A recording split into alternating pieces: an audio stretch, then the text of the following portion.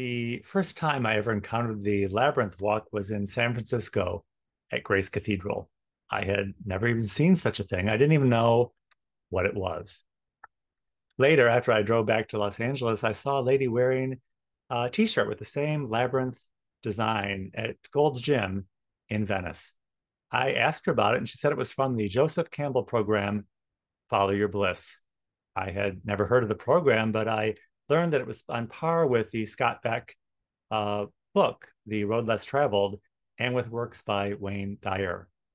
And that kind of set me on a journey of discovery for a while.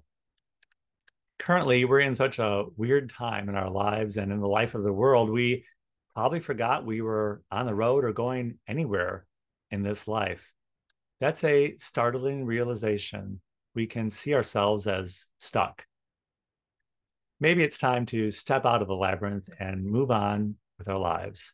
This first part of doing so is picturing that and picturing that together. Welcome. Welcome to Illinois Bridging Awareness. I'm Stanley Smith. At Illinois Bridging Awareness, we've been in a conversation now for over 2 years, engaged with each other for good and for bad.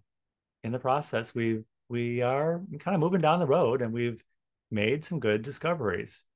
We've learned about the fight, flight, and shutdown response to trauma. We've learned about the cycle of abuse and how to break the cycle. And we've learned about how God is infinite, but we're not. Last week, we talked about the filters of perception and how those can help and hinder our picture of reality. The basic filters of perception include learning, logic, experience, belief, faith, and habit. And the basic inhibitors of perception can also include intelligence or lack of, ignorance, maturity or lack of, chemical imbalance, language. I mean, words are problematic sometimes, and distance, and also health. And then on top of all that, we have the basic personal filters, which include prejudice, racial, sexual, and political biases, and also closed-mindedness. In this conversation, the topic of Silva learning method was mentioned. Silva has come up before on our calls, and I decided it was time to kind of track that down and find out what is the basic idea of the system. So the basic ideas are to see the stakes, assess your alpha state, see your mental screen, and then utilize your power. Picture where you want to go. When you're envisioning something, focus on the what and not the how. What is your intent, willingly and knowingly? What is it? We see the results of our actions, but is that the accurate reflection of our intent? We can practice being more intentional and more connected to what's going on. I was intrigued by the topic of Silva method, and the idea that one of the first steps is to, ironically, imagine the worst outcome or where you are right now. I think we're all probably really good at that.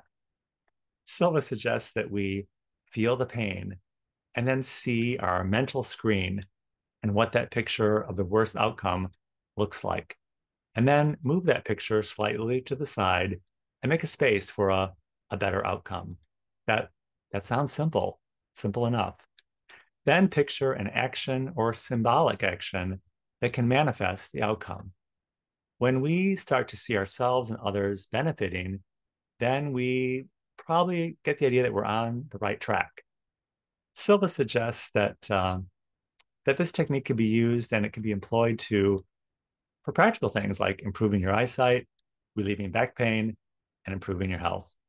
Using simple steps like feeling the pain, feeling the emotion and frustration, and then see some real or symbolic action to create healing in your life, and then see and feel yourself healed. Many of us are the same we've always been, but the world has changed around us. The Silva learning system is the idea of bringing the desired outcome into our lives. And it can remind us that often we encounter things by sheer coincidence. We're not supposed to be there, but We're there for the purpose of learning something. We all want to be in the right place and we all want to be there at the right time. But sometimes that gets in the way. Sometimes we just need to be where we are. Be realistic where you are and then picture what it feels like to be where you are. And then move that picture slightly to the side and make space for a better outcome. Leo Burnett, famous advertising pioneer here in the city of Chicago, famously said, "Reach for the stars. You might not get one, but you won't end up with a handful of mud either." If you would like to join us at Illinois Bridging Awareness, the Saturday call is every Saturday at 9 a.m. Central Time on Zoom. I will include my email in the description of this video. I'll be happy to send you an invitation. And I look forward to seeing you very, very soon.